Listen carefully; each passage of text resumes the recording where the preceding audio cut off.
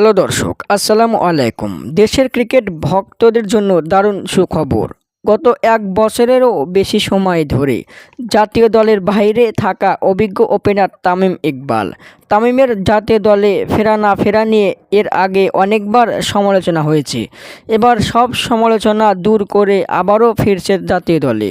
তবে এবার জাতীয় দলে ফিরছে টাইগারদের রাজা হয়ে। দর্শক, গত বিপিএলে তার ক্যাপ্টেন্সিতে ফরচুন বরিশাল নিয়েছে শিরোপা। দুর্দান্ত ক্যাপ্টেন্সির দায়িত্ব পালন করতে পারেন তিনি। দর্শক, তামিম দলে নেই সেই থেকে টাইগারদের পতন শুরু হয়েছে। গত ওয়ানডে বিশ্বকাপে তামিম না থাকায় টাইগাররা ব্যাটিং ব্যর্থতায় হতাশায় ভরাডুবি। আবারও এবার টি-20 বিশ্বকাপেও টাইগারদের টপ অর্ডারে ব্যর্থতা, যার কারণে এবার বিশ্বকাপে সেমি খেলার সুযোগ পেলেও কাজে লাগাতে পারেনি টাইগাররা। দর্শক, একটা দল যখনই ভালো খেলবে তখনই টপ অর্ডারে ভালো করতে হবে।